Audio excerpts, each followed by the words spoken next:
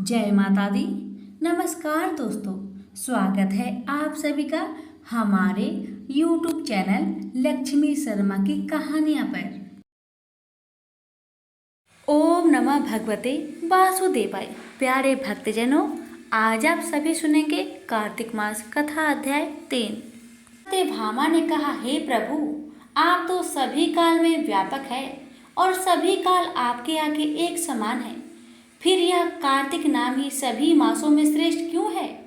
आप सब तिथियों में एकादशी और सभी मासों में कार्तिक मास को ही अपना प्रिय क्यों कहते हैं? इसका कारण बताइए। भगवान श्री कृष्ण ने कहा, हे भाविनी, तुमने बहुत अच्छा प्रश्न किया है। मैं तुम्हें इसका उत्तर देता हूँ, ध्यान पूर्वक सुनो।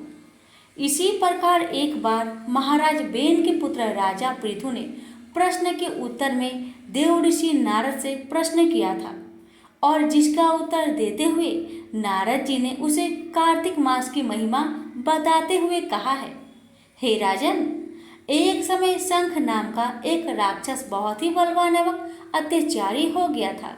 उसके अत्याचारों से तीनों लोकों में त्राही त्राही मच गई। उस शंखासुर ने स्वर्ग में निवास करने वाले देवताओं पर विजय प्राप्त कर इंद्र आदि देवताओं एवं लोकपालों के अधिकार को छीन लिया।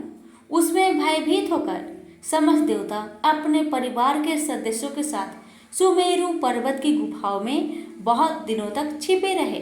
तत्पश्चात वे निश्चित होकर सुमेरु पर्वत की गुफाओं में रहने लगे। उधर जब शंखासुर को इस बात का पता चला कि देवता आनंद पूर्वक सेमुरु पर्वत की गुफा में निवास कर रहे हैं, तो उसने सोचा कि ऐसा कोई दिव्य शक्ति अवश्य है जिसके प्रभाव से अधिकारहीन यह देवता अभी भी बलवान है।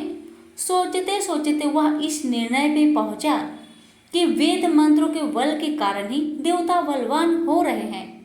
यदि इनसे वे वेद छीन ली जाए तो वे बलहीन हो जाएंगे। ऐसा विचार करके शंखासुर ब्रह्मा जी के सत्य लोक से शीघ्र ही वेदों को हर लाया। उसके द्वारा ले जाए जाते हुए भय से उनके चंगुल से निकल भागे और जल में समा गए। शंखासुर ने वेद मंत्रों तथा बीज मंत्रों को ढूंढते हुए सागर में प्रवेश किया, परंतु न तो उनको वेद मंत्र मिले और ना ही बीज मंत्र। जब शंखासुर सागर से निराश होकर वापस लौटा तो उस समय ब्रह्मा जी पूजा की सामग्री लेकर सभी देवताओं के साथ भगवान विष्णु की शरण में पहुंचे और भगवान को गहरी निंदा से जगाने के लिए गाने बजाने लगे और धूप गंध आदि से बारंबार उनका पूजन करने लगे। धूप दीप नैवेद्य आदि अर्पित किए जाने पर भगवान की निद्रा टूटी और वह देवताओं सहित ब्रह्मा जी को अपना पूजन करते हुए देखकर बहुत प्रसन्न हुए तथा कहने लगे, मैं आप लोगों के इस कीर्तन एवं मंगलाचरण से बहुत प्रसन्न हूँ। आप अपना अभिष्ट वरदान मांगिए, मैं अवश्य प्रदान करूँगा। जो मनुष्य आश्विन शुक्ला की एकादशी से देवोत्थान एकादशी तक ब्रह्म मुहूर्त में उठकर मेरी पूजा करेंगे, उन्हें तुम्हारी ही भांति मेरे प्रसन्न होने के कारण सुख की प्राप्ति होगी।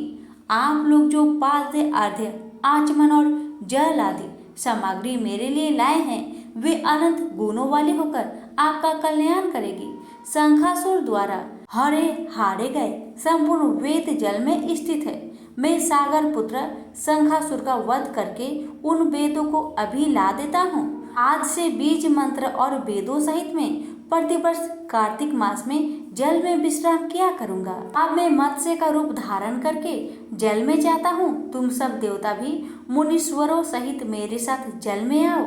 इस कार्तिक मास में जो श्रेष्ठ मनुष्य प्रातःकाल स्नान करते हैं, वे सब यज्ञ के अवभृत स्नान द्वारा भली भांति भांति नहा लेते हैं। हे देवेंद्र, कार्तिक मास में व्रत करने वालों को सब प्रकार से धन पुत्र पुत्री आदि देते रहना और उनकी सभी आपत्तियों से रक्षा करना। हे धनपति कुबेर, मेरी आज्ञा के अनुसार तुम उनके धन धान्य की वृद्धि करना, क्योंकि इस प्रकार का आचरण करने वाला मनुष्य मेरा रूप धारण करके जीवन मुक्त हो जाता है। जो मनुष्य जन्म से लेकर मृत्यु पर्यंत विधि पूर्वक इस उत्तम व्रत को करता है, वह आप लोगों का भी पूजनीय है। कार्तिक शुक्ला पक्ष की एकादशी तिथि को तुम लोगों ने मुझे जगाया है, इसलिए यह तिथि मेरे लिए अत्यंत प्रतिदायिनी और माननीय है। हे देवताओं, यह दोनों व्रत नियम पूर्वक करने से मनुष्य मेरा सानिध्य प्राप्त कर लेते हैं। इन व्रतों को करने से जो फल मिलता है वह अन्य किसी व्रत से नहीं मिलता। अतः प्रत्येक मनुष्य को सुखी और निरोगी रहने के लिए कार्तिक महात्म्य और एकादशी की कथा सुनते हुए उपयुक्त नियमों का पालन करना चाहिए। प्रेम से बोलिए लक्ष्मी नारायण की जय। अर्जुन ने पूछा, हे जनार्दन, यदि आपके तप से कर्म बुद्धि से श्रेष्ठ है तो केशव मुझे इस घोर कर्म में क्यों लगाते हो? मिले हुए वचनों से आप मेरी बुद्धि को भ्रम में डाल रहे हैं। निश्चय करके मुझे बतलाइए जिससे मैं कल्याण को प्राप्त हो। श्री कृष्ण जी बोले, हे निष्पाप अर्जुन, मैं पहले समझा चुका हूँ कि इस लोक में दो प्रकार की निष्ठा कही गई है। एक तो सांख्य वाले का ध्यान योग, दूसरा योगियों का कर्म योग। कर्मों को पालन न करने से ही कोई निष्कर्म नहीं कहलाता और कर्मों को त्याग करके संन्यास ग्रहण करने से ही किसी को सिद्धि नहीं मिलती। मनुष्य क्षण भर भी कर्म किए बिना नहीं रह सकता।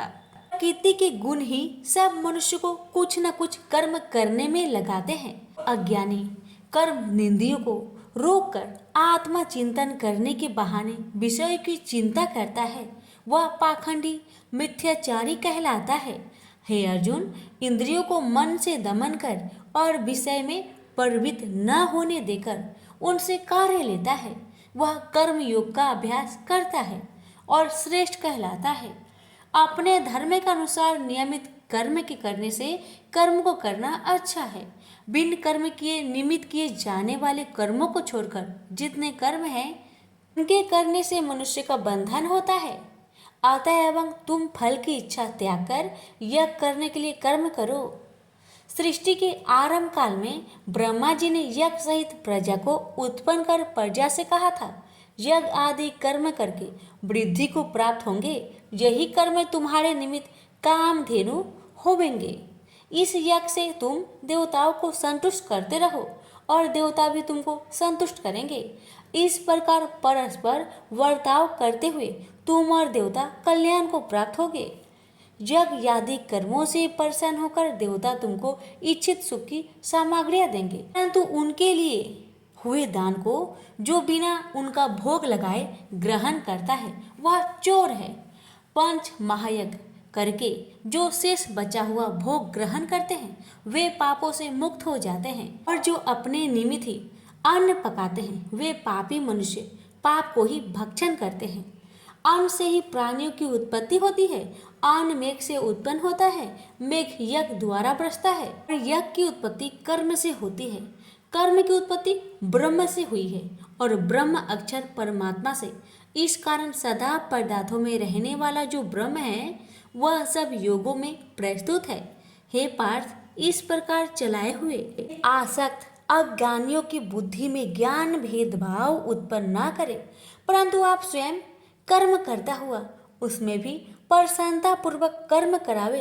अर्जुन, सब कर्म प्रकृति के गुणों करके ही उत्पन्न होते हैं, परंतु जिनकी बुद्धि अहंकार से भ्रष्ट है ऐसे मूर्ख लोग समझते हैं कि हम करता है, परंतु जो गुण और कर्म के विभाग का सच्चा तत्व जानता है वह ज्ञानी पुरुष यह समझकर इसमें आसक्त नहीं होता कि गुण का यह खेल आपस में हो रहा है।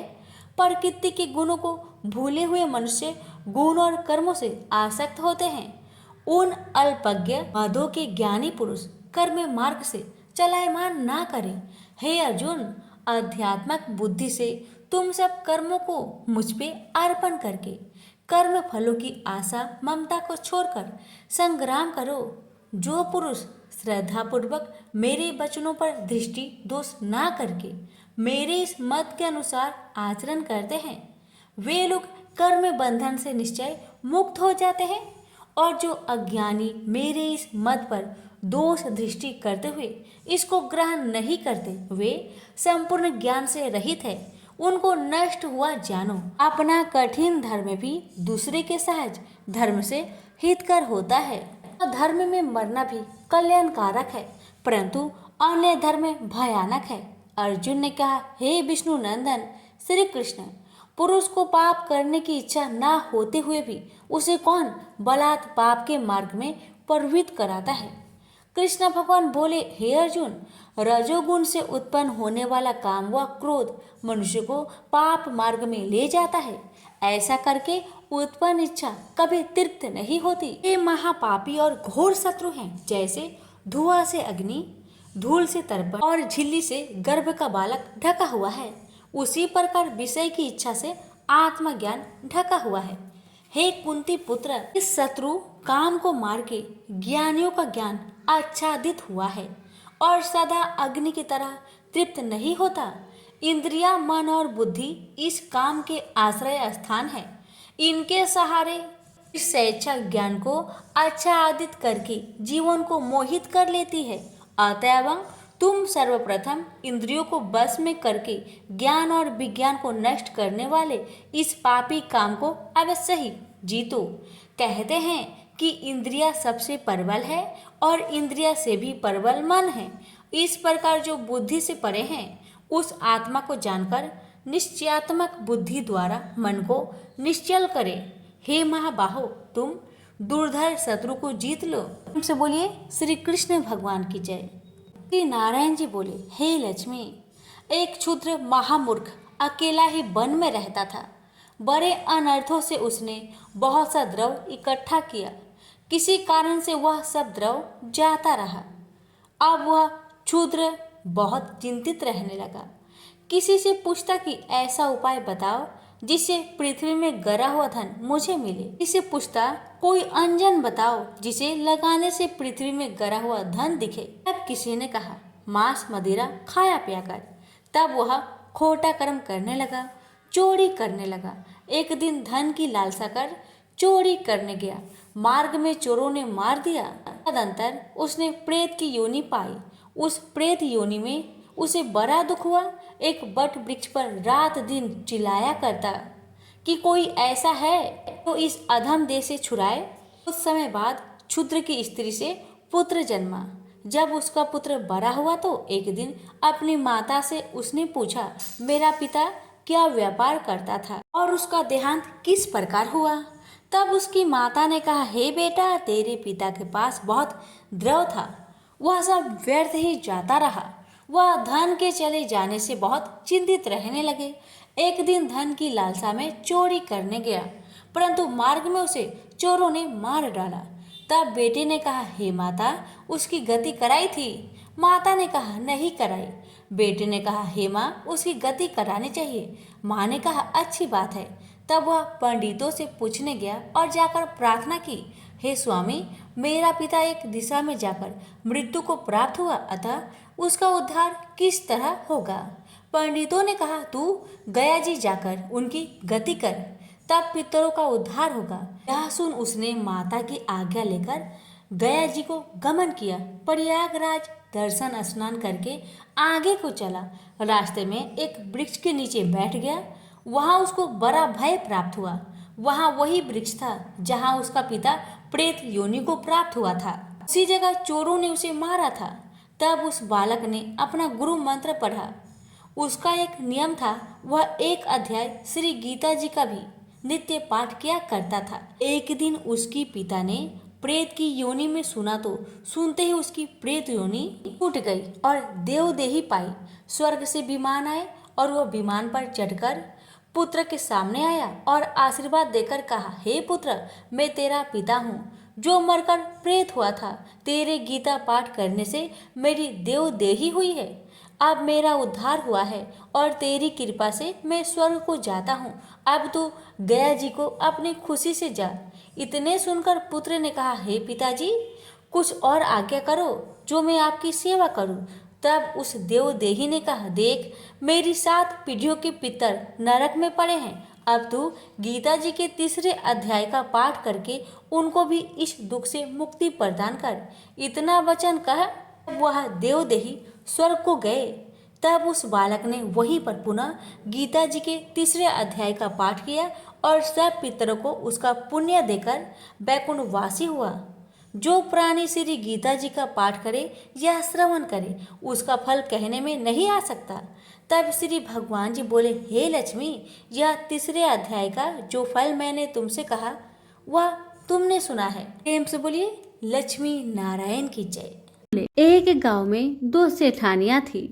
एक के घर में बहुत धन था पर वह दिल से कंजूस थी, और दूसरे के पास धन थोड़ा था मगर वह दिल से बहुत दयावान थी, बहुत दानी थी। छोटी सेठानी रोज सवेरे उठती, गंगा स्नान करती, तुलसी माता को सींचती, वर पीपल को सींचती और फिर भगवान के मंदिर में जाकर धर्मराज भगवान, सूरज भगवान की कहानी सुनती। एक दिन भगवान के भोग लगाकर अतिथि को जिमाती है, गाय कुत्ता के लिए ग्रास निकालती है। दूसरी सेठानी इस धर्मात्मा को देखकर हंसती और कहती, पता नहीं दिन भर ये क्या क्या करती है। थोड़े समय बाद दोनों सेठानियों को भगवान का बुलावा आया। धर्मात्मा सेठानी के लिए यमराज भगवान ने अपना विमान भेजा और भगवान को न मानने वाली सेठानी को दूध मारते घसीटते हुए लेते गए। रास्ते में सेठानी दूत से बोली, मुझे भूख लगी है। दूत बोले, अगर तुमने कुछ दिया होगा तो तुम्हें भोजन मिलेगा। सेठानी तो कभी भी किसी को कुछ दिया ही नहीं था, इसीलिए उसे भोजन नहीं दिया गया। अब कुछ दूर आगे बढ़ने पर उसे प्यास लगी। वह फिर से दूत से कहने लगी, मुझे बहुत प्यास लगा है, थोड़ा पानी मिलेगा। दूत बोले, हाँ जरूर, अगर तुमने कभी किसी को पानी पिलाया होगा तभी तुम्हें पानी नसीब होगा। सेठानी ने कभी भी किसी को पानी नहीं पिलाया था, इसलिए उसे दूत पानी नहीं दिए। कुछ दूर आगे बढ़ने पर सेठानी को रास्ते में कांटे चुभने लगे, गर्मी पड़ने लगी, पर दूत तो उसे घसीटते ही ले जा रहे थे।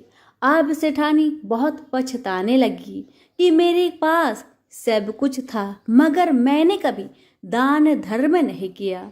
इतने में यमराज भगवान का दरबार आया। तब सेठानी ने देखा कि धर्मात्मा सेठानी भगवान के पास सिंहासन पर बैठी थी। उधर दूसरी सेठानी को तपते हुए कुंड में डाल दिया गया। अब तो सेठानी यमराज भगवान से बोली, हे भगवान, मुझ पर दया करके आप मुझे 1.25 पहर का जीवन दान दीजिए, मैं वापस आकर दंड भोग लूंगी। यमराज भगवान तो बहुत दयालु है। उन्होंने सेठानी पर दया दिखाकर उसे 1 दिन का जीवन दान दे दिया। सेठानी के शरीर में प्राण संचार आते ही पंडितों को बुलाकर सेठानी ने धर्मराज जी की कथा सुनी, सब तरह से दान धर्म किया। इतने में समय पूरा हो गया। अब की बार धर्मराज भगवान ने सेठानी के लिए विमान भेजा। 1.25 पहर के दान धर्म से सेठानी को स्वर्ग मिला। धर्मराज भगवान ने जैसी कृपा सेठानी पर करी वैसी सब पर करना। कहानी कहने वाले, सुनने वाले और हुक्कारे भरने वालों पर, सभी पर अपनी कृपा सदा बनाए रखना। तो प्रेम से बोलिए धर्मराज भगवान की जय। कि किसी गांव में एक गरीब जाट और जाटनी रहते थे। जाटनी हमेशा अपने पति से कहती कि मैं तुम्हें 4 रोटी बनाकर दूंगी, तुम नदी किनारे जाना, वहाँ पर भगवान राम और लक्ष्मण जी आते हैं, वहाँ जाकर तुम इस तरह कहना, राम बड़े लक्ष्मण छोटे, वो बैठे अम्बे की डाली, वो बैठे चंपे की डाली, मिट्टी का दशरथ बनावे, मक्खन मिश्री का भोग लगावे, दे परिक्रमा घर को आवे। जाट क्या करता कि रास्ते भर में पत्नी की इन दोहा को, इन लाइन को याद करते जाता। जैसे वह नदी के किनारे पहुंचता, वहां जाकर अपनी पत्नी की बातें, उस दोहा को भूल जाता। भूलने के बाद इस प्रकार कहता, लक्ष्मण बड़े राम छोटे, वो बैठे अम्बे की डाली, वो बैठे चंपे की डाली, मिट्टी का दशरथ बनावे, माखन मिश्री का भोग लगावे, दे परिक्रमा घर को आवे। जाट इस प्रकार कहता तो भगवान राम लक्ष्मण से कहते, मन तुम्हें इसने बड़ा बताया है, तुम इसे कुछ दे दो। तब लक्ष्मण कहते, हे राम, इसकी बुद्धि मलिन हो गई है। यह मूर्ख है, कहीं राम से बड़ा इस दुनिया में कोई हुआ है? तब भगवान राम बोले, नहीं लक्ष्मण, तुम्हें बड़ा बताया है इसलिए तुम्हें कुछ देना होगा। लक्ष्मण ने थोथे बांस में मोहर असरफी भरकर उसे दे दिए। अब रास्ते में मोहर असरफी चोरों ने हर लिया। घर गया तो जाट ने बोली, कुछ मिला आपको? जाट बोला, हाँ मिला तो बहुत कुछ था, परंतु रास्ते में चोरों ने उसे चोरी कर लिया। जाटने ने कहा, कोई बात नहीं, कल फिर वहां पे जाना। अगले दिन फिर 4 रोटी बनाकर जाटने ने उसे सिखलाया। कहना, राम बड़े लक्ष्मण छोटे, वो बैठे अम्बे की डाली, वो बैठे चंपे की डाली, माटी का दशरथ बनावे, खन मिश्री का भोग लगावे, दे परिक्रमा घर को आवे। रास्ते भर जाट याद करता चला गया, पर बदकिस्मती से नदी किनारे जाकर भूल गया और वहां जाकर बोला, लक्ष्मण बड़े राम छोटे, वे बैठे अम्बे की डाली, वो बैठे चंपे की डाली, माटी का दशरथ बनावे, माखन मिश्री का भोग लगावे, दे परिक्रमा घर को आवे। राम बोले, हे लक्ष्मण, अभी ये तुम्हें बड़ा बता रहा है, तुम इसे कुछ दे दो। लक्ष्मण बोले, हे राम, इसकी बुद्धि मलिन हो गई है, मूर्ख है, कहीं राम से भी इस दुनिया में कोई बड़ा हुआ है? राम बोले, नहीं लक्ष्मण, तुम्हें बड़ा बताया है इसलिए तुम्हें कुछ देना ही होगा। लक्ष्मण ने सोने की ईंट उसे दे दिया। रास्ते में चोरों ने उसे हर लिया। घर गया तो जाटनी ने पूछा, क्या तुम्हें कुछ मिला था? जाट बोला, मिला तो था, पर रास्ते में चोरों ने उसे लूट लिया। जाटनी बोली, तुमने क्या कहा था? जाट बोला, लक्ष्मण बड़े राम छोटे, वो बैठे अम्बे की डाली, वो बैठे चंपे की डाली, माटी का दशरथ बनावे, माखन मिश्री का भोग लगावे, दे परिक्रमा घर को आवे। जाटनी बोली, तुम तो बहुत भोले हो, कहीं भगवान राम से बड़ा कोई है? फिर कल जाना, ठीक से बोलना। ये दिन फिर जाट गया, उस दिन ठीक ठीक बोला। राम बहरे लक्ष्मण छोटे, वो बैठे अम्बे की डाली, वो बैठे चंपे की डाली, माटी का दशरथ बनावे, माखन मिश्री का भोग लगा दे, दे परिक्रमा घर को आवे। लक्ष्मण बोले, हे राम, आज इसको अकल आ गई है, इसको कुछ दे दीजिए। राम मुस्कुराते हुए बोले, भाई मेरे पास क्या है, यह जौहर की मिट्टी है, ले जा। कहकर अपने हाथ से थोड़ी सी मिट्टी भगवान राम ने उसे दे डाली। जाट बरबर करने लगा, आज जाटनी ने मुझे उल्टा सीख दी है, रोज सोना चांदी मिला करता था, आज तो मिट्टी की डली मिली है। मिट्टी लेकर घर की ओर चल गया।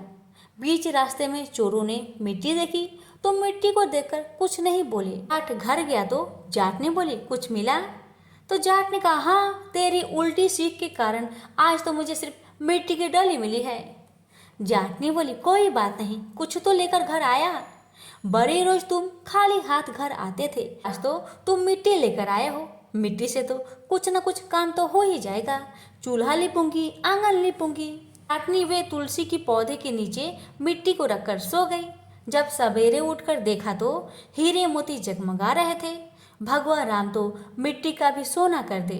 जैसे भगवान राम ने उनकी दरिद्रता दूर की, ऐसे सबकी करे, कहते सुनते और होकारा भरते ही सभी की दरिद्रता को दूर करें। प्रेम से बोलिए श्री रामचंद्र की जय। तुलसी से जुड़ी एक कथा बहुत प्रचलित है।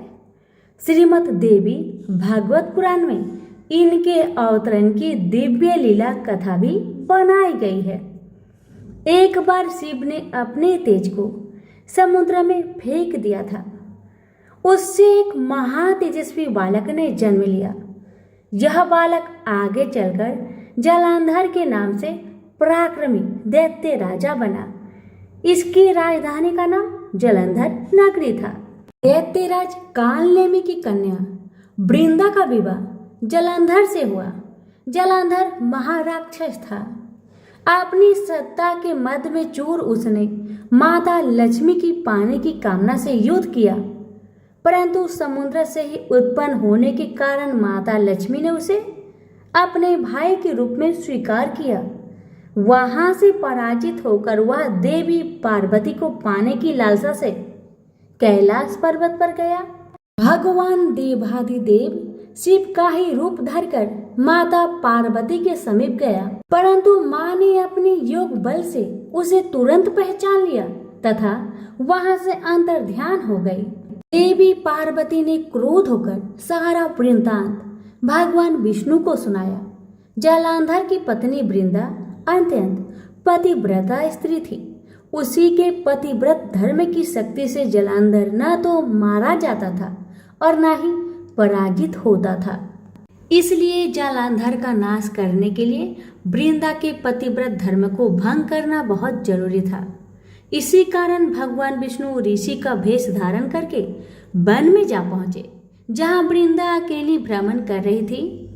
भगवान के साथ दो मायावी राक्षस भी थे, जिन्हें देखकर वृंदा भयभीत हो गई। ऋषि ने वृंदा के सामने पल में दोनों को भस्म कर दिया। उनकी शक्ति देखकर वृंदा ने कैलाश पर्वत पर महादेव के साथ युद्ध कर रहे अपने पति जालंधर के बारे में पूछा। ऋषि ने अपने माया जाल से दो बानर प्रकट किए। एक बानर के हाथ में जालंधर का सिर था तथा दूसरे के हाथ में धड़।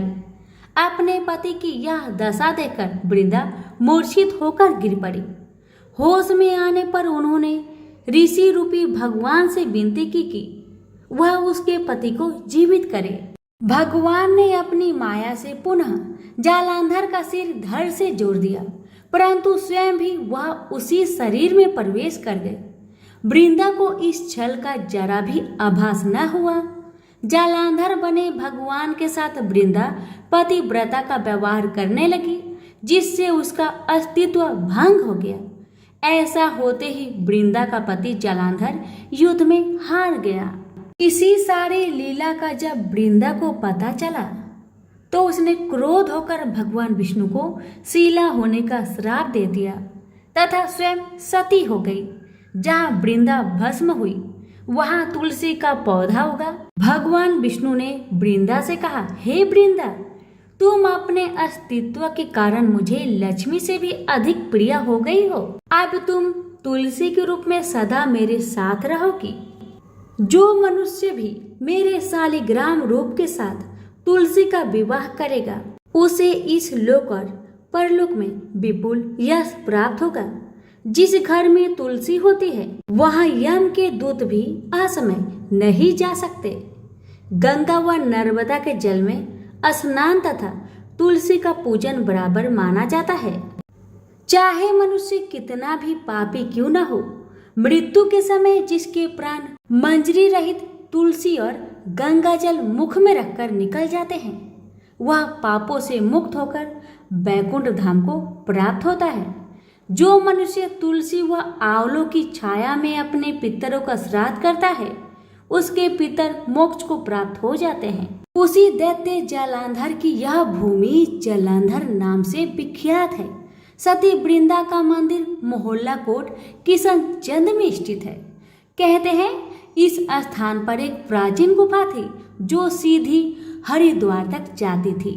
सच्चे मन से 40 दिन तक सती वृंदा देवी के मंदिर में पूजा करने से सभी मनोरथ पूर्ण होते हैं। तो प्रेम से बोलिए तुलसी मैया की जय।